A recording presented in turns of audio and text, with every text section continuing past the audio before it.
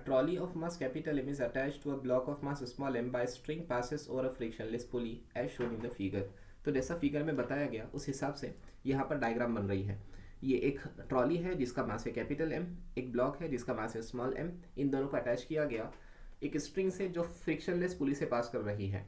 If the coefficient of friction between the trolley and the surface is mu, तो यहाँ पे आने वाला सरफेस का कोएफिशिएंट ऑफ फ्रिक्शन म्यू के बराबर है। What is the acceleration of the trolley and the block system when they are release, अगर इनको रिलीज किया गया तो एक्सेलरेशन सिस्टम का क्या होगा।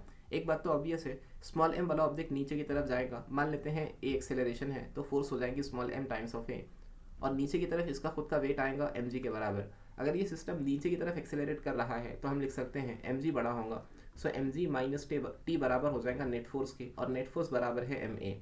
यहाँ से पता चला कि टी बराबर है, टेंशन बराबर है कितना, m minus mass times of acceleration. ये काम की चीज़ें उठा कर रखेंगे इसको।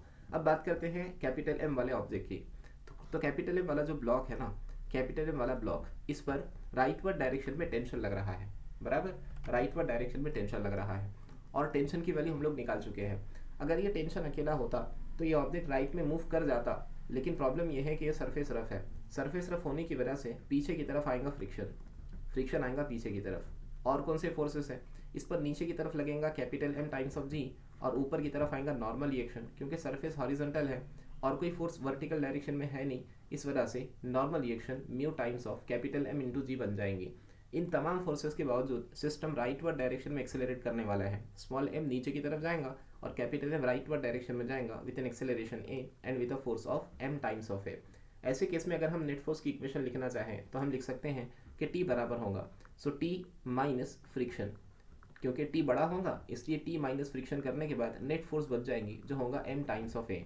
टेंशन का वैल्यू हम पहले ही निकाल चुके हैं, कितना है, m g minus small m times of a minus friction कितना आएगा, फ्रिक्शन होगा mu times of normal reaction, और नॉर्मल रिएक्शन बराबर है एम के, राइट, नॉर्मल रिएक्शन बराबर है एम के। यहाँ पे नॉर्मल रिएक्शन में म्यू एम आ गया, नॉर्मल रिएक्शन को सिर्फ एम के बराबर लिखा जाएगा, is equal to capital M times of a. हमारी मेहनत एक्सेलरेशन मालूम करने के लिए है, इसलिए माइनस एम ए को उधर बुला लेते हैं। इक्वेशन में बच जाएगा m g minus mu times of capital m g is equal to capital M times of a plus small m times of a, right. यहाँ पे small m minus mu times of capital m as it is रहेगा, और दोनों जगह से acceleration due to gravity common निकल कर बाहर आ जाएगा।